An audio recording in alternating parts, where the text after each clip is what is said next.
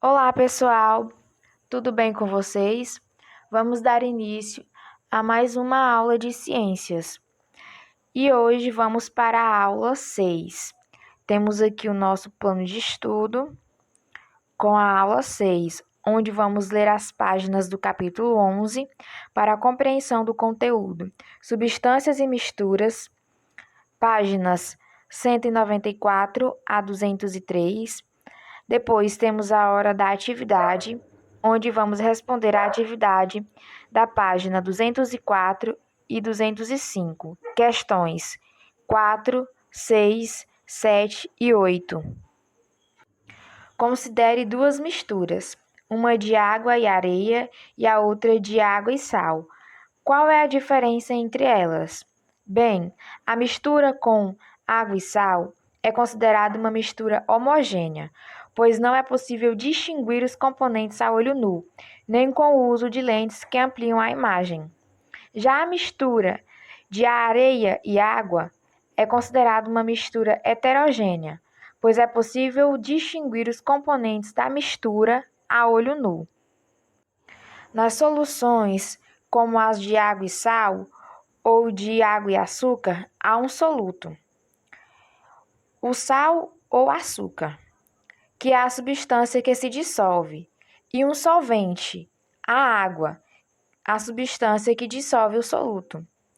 As soluções em que a água é o solvente são chamadas de soluções aquosas. Também há soluções gasosas, como o ar não poluído, e soluções sólidas, como as ligas metálicas.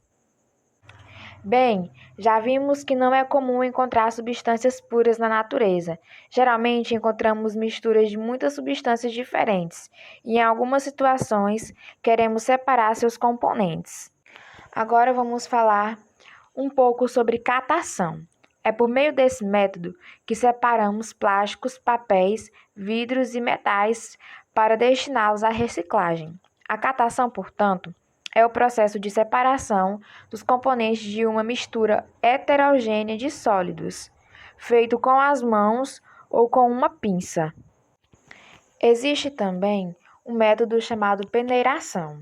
Nas construções, é comum o uso de peneira para separar a areia fina da areia grossa, das pedras e de outros componentes.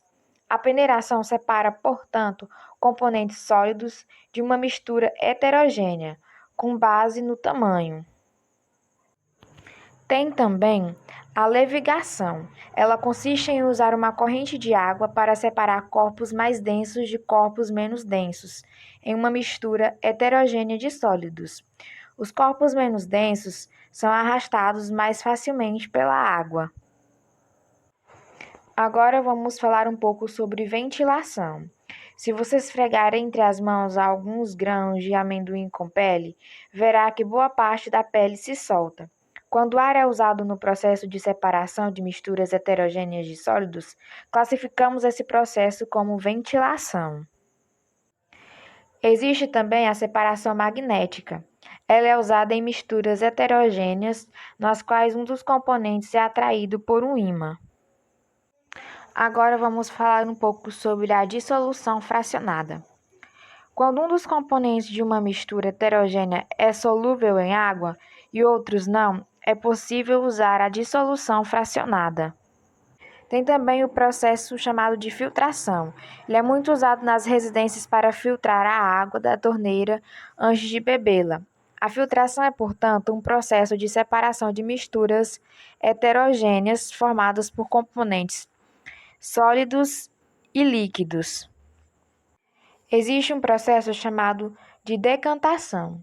Se você deixar uma mistura de areia e água em repouso, verá que na areia é mais densa.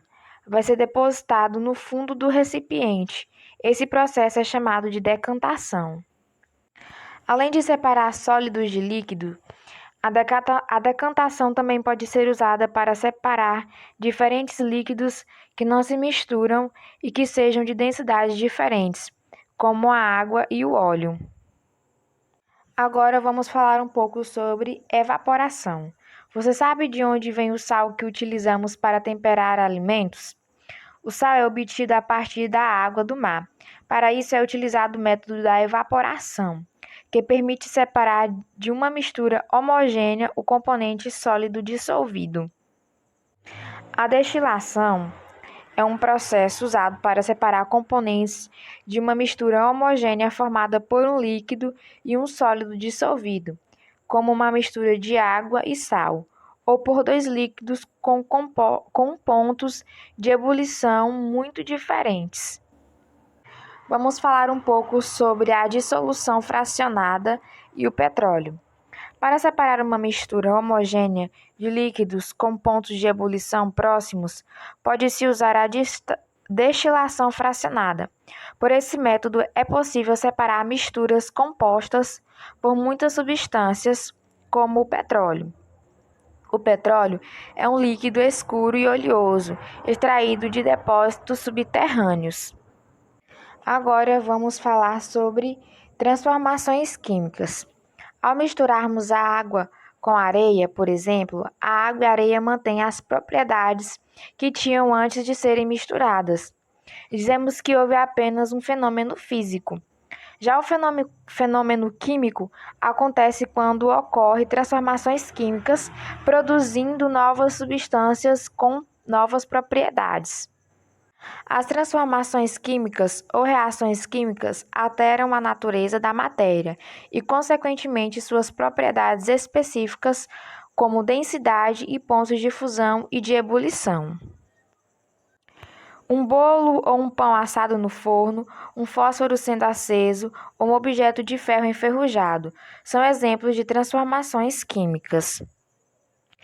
Em certos casos, é possível enxergar a olho nu mudanças que sinalizam a ocorrência de uma transformação química. Esses sinais são algumas evidências das transformações químicas, como apresenta aqui nessas imagens. Agora, vamos para a hora da atividade, a página 204 e 205, questões 4, 6, 7 e 8. Vamos para a quarta questão. Observem os itens abaixo e no caderno identifique as misturas homogêneas e as heterogêneas. A. Água e areia. B. Granito. C. Água mineral não gasosa. D. Água com sal totalmente dissolvido. E. Petróleo boiando na água do mar depois de um vazamento de navio petroleiro. E F. Ar atmosférico não poluído. Sexta questão. A figura ao lado mostra um equipamento usado em laboratório para separar líquidos. A. Qual é o líquido mais denso? Justifique sua resposta. B. Que processo está sendo utilizado para separar esses líquidos? Sétima questão.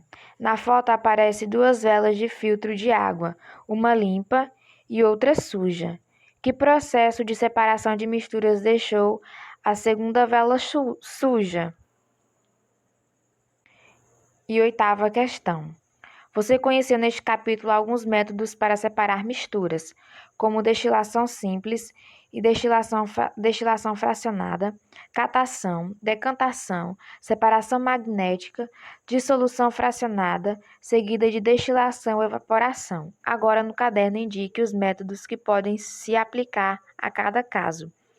A. Água e óleo. B. Sal e areia. C. Arroz e feijão. D. Álcool e água. E. Farinha e arroz. F. Limalha de ferro e açúcar. E G. Água e sal.